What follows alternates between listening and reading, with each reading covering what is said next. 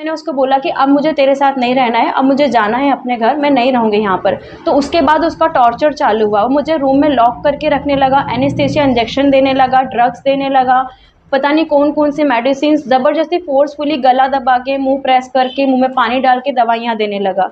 जब बहुत last time में जब उसने मुझे बहुत फ़ोर्सफुली मेडिसिन दे रहा था, मैं कॉन्शियस थी, तो मैंने उसको मार-पीट करके, हंगामा करके बहुत आवाज़ें की, तो नीचे ओनर ने सुन लिया था। ओनर ने सुना तो उसने वहाँ से निकालने के लिए कहा कि तुम यहाँ से खाली करके जाओ। मैं उस टाइम पे मैं बिल्कुल चलने की हालत में भी नहीं थी। उसने मुझे सुचित्रा पे हॉस्टल पे मुझे शिफ्ट कराया। हॉस्टल पे शिफ्ट कराने के बाद में जब मैं उसको इग्नोर करने लगी तो उसकी एक और स्टोरी चालू हुई कि मुझे डोनेशन के लिए, मेरा जॉब के लिए, पोस्टिंग के लिए मुझे डोनेशन देना है, ये सब करना है। तो उसने मुझसे ऐसे करके मुझसे 1 लाख रुपए और मेरी ज्वेलरी ले ली। उसके बाद में मैं अपने घर गई, मैंने उसको पैसों के लिए बोला कि मुझे पैसे चाहिए, तो उसने मुझे बुलाया। बुला के उसने मुझे रामायण पेट से हाईवे पे मेडचल टोल नाके तक उसने मुझे बहुत मारा। उसके बाद में मेरा फ़ोन तोड़ दिया ताकि मेरे सारे प्रूफ मिट जाए और मुझे छोड़ दिया। वहाँ से मैं अपना अकेले अपनी सिस्टर के पास जो भोपाल में रहती है वहाँ चली गई। वहाँ जाने के बाद रिकवर होने के बाद में मैं वापस मैं यहाँ हैदराबाद आई। हैदराबाद आने के बाद में मैंने उसको राय दुर्गम पीएस में 0 एफआईआर करके कंप्लेंट फाइल की। कंप्लेंट फाइल करने के बाद में 23 मार्च को वो जेल चला गया। जेल जाने के बाद 20 दिन में वो जेल से बाहर आ गया। बाहर आने के बाद में उसका जीजा, जिसका नाम राजेश है, वो मेरे को थ्रेटन करता है। मुझे बोलता है कि अब तो मेरा साला जेल से बाहर आ गया है, अब जो करना है कर ले। और अकेले मुझे ले जाके बोलता है कि हम लोग बंजारे वाले हैं, तुझे पता नहीं है हम लोग कितना तेरे ऊपर केस कर सकते हैं, हम लोग उल्टा केस करेंगे, ये नहीं तो हम लोग तेरा मर्डर करवा देंगे, तू यहाँ पर अकेली है, तेरा कोई कुछ नहीं, हमारा कोई कुछ नहीं कर सकता, हम लोग तेरा मर्डर करवा देंगे। एफआईआर जब बुक हुई तो मैंने उसके ऊपर 417, 376, 342, 323 एंड 506 ये एफआईआर है। ये सेक्शंस मैंने उसके ऊपर लगवाए थे। या मेरे पास उसकी फ़ोटोज़ हैं। ये शिवा है, ये मुदवत शिवा जो डॉक्टर है, ये मेन एक्यूज्ड है। और ये इसका जी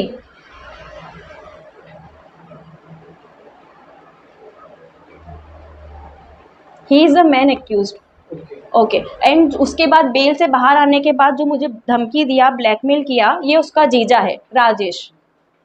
ये भी डॉक्टर है, ये अचमपेट में डॉक्टर है, गवर्नमेंट एम्प्लॉय है ये। ओके।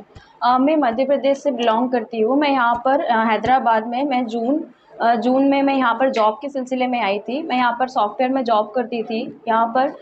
उसके बाद में मैं डेटिंग ऐप में सितंबर 20 को यहाँ का एक लड़का है जो महबूब नगर अचमपेट से है, कामारेड्डी में गवर्नमेंट एम्प्लॉय है, एमएस डॉक्टर है ऑर्थोपेडिक। उससे मैं बम्बल ऐप में, डेटिंग ऐप में मैं मिली थी। उस मुदवत शिवा उसका नाम है। जब हम लोग मिले थे तो उसने मुझे बताया था कि he is 26 year old, he is ब्राह्मण फैमिली, ही इज़ फ्रॉम ब्राह्मण family and he is from Maharashtra and he is single, he is unmarried. After 15 days 20 days I told my family that हाँ मैंने मम्मी को call करके बोला mummy ये लड़का है, क्योंकि मेरी फैमिली में कोई बाउंडेशंस नहीं थी। मैंने उसको बोल दिया था कि मुझे शादी करना है, अगर इफ़ पॉसिबल तो कंटिन्यू करते हैं, otherwise we will go each other way.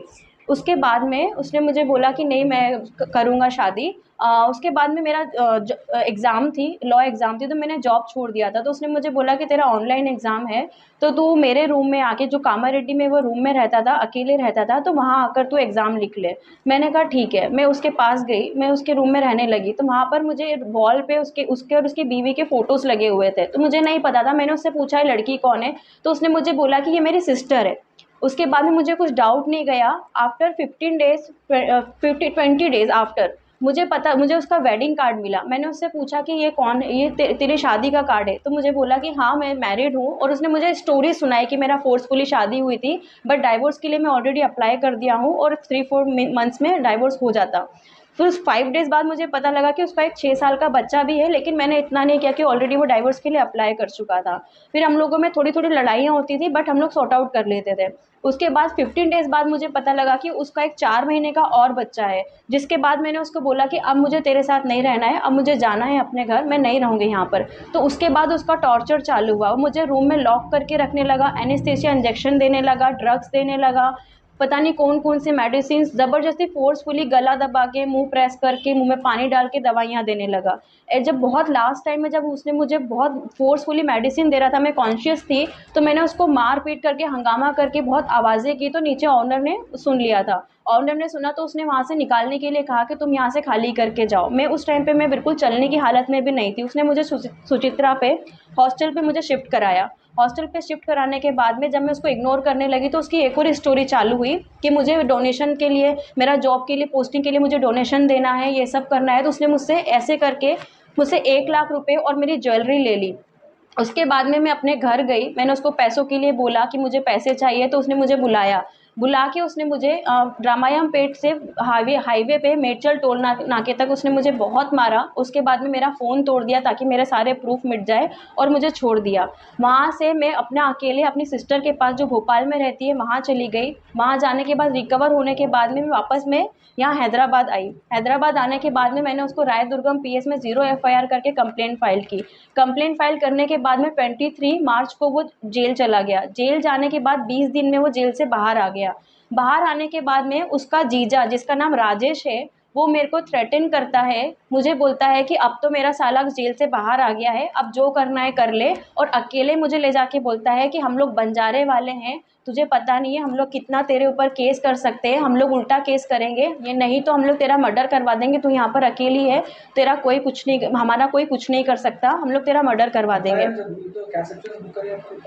FIR जब बुक हुई तो मैंने उसके ऊपर 417, 376, 342, 323 एंड 506 ये एफआईआर है। ये सेक्शंस मैंने उसके ऊपर लगवाए थे। या मेरे पास उसकी फ़ोटोज़ हैं। ये शिवा है, ये मुदवत शिवा जो डॉक्टर है, ये मेन एक्यूज्ड है। और ये इसका जी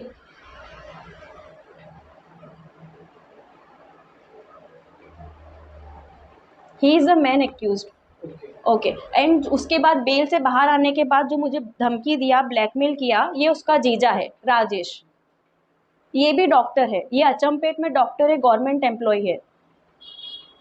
ये मुझे थ्रेटन किया। उसके बाद में जहाँ पर ये काम करता है उस हॉस्पिटल में 15 लोग भर के आए थे और मुझे इसकी वाइफ जिसका नाम नवीना है, वो मुझे मारने के लिए ढूंढ रही थी कामारेड्डी में कि कहाँ पर है वो लड़की, उसके बाल पकड़ के उसका रोड में जुलूस निकाल के उसको मैं बहुत मारूंगी। तो उसके हॉस्पिटल वालों ने मुझे सेफली अपना प्रोटेक्शन के साथ में मुझे अपना सेफली रखा कि ताकि इस लड़की को कुछ प्रॉब्लम ना हो।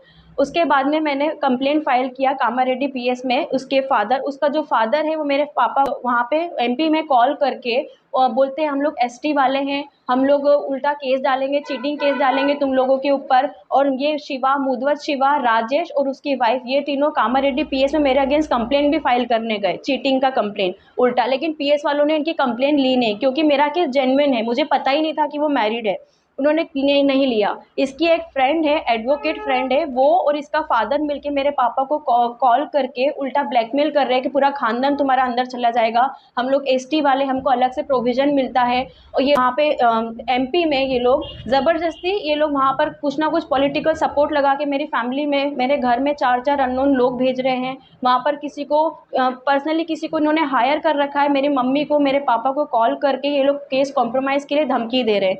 इसलिए मैं अब यहाँ पर मैं चाहती हूँ कि इसका बेल कैंसिलेशन हो जाए और उसको वापस से जेल जाए ताकि वो मुझे फिर से थ्रेटन ना करे।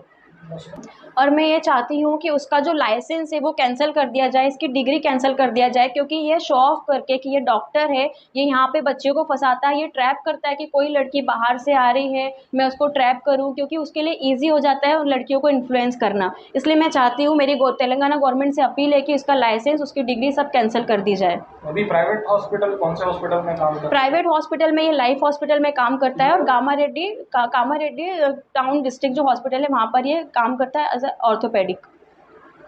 मैं यहाँ पर तेलंगाना में रह रही हूँ क्योंकि उसको फिर से बेल कैंसिल हो जाए और उसको जेल हो, इसलिए मैं इस सिलसिले में यहाँ पर हूँ। तो ये लोग चाह रहे हैं, इसके जो पर्सनल एडवोकेट है, इसकी फ्रेंड है, ये लोग मेरे फैमिली वालों को थ्रेटन कर रहे हैं कि इसको यहाँ से लेके जाओ, ये मुझे यहाँ पर रहने नहीं दे रहे, अदरवाइज ये बोलते हैं कि you will see your and. तो इसलिए मैं आप लोगों से अपील कर रही हूँ, government of Telangana, DGP sir, home minister, मैं आप लोगों से अपील कर रही हूँ कि इसके ऊपर जल्द से जल्द एक्शन लिया जाए, क्योंकि मेरी फैमिली भी जो एमपी में है उन लोगों को भी अपनी जान का खतरा है। मेरे 2 भाई हैं जो कॉलेज जाते हैं, अकेले आना जाना करते हैं, उन लोगों को भी खतरा है।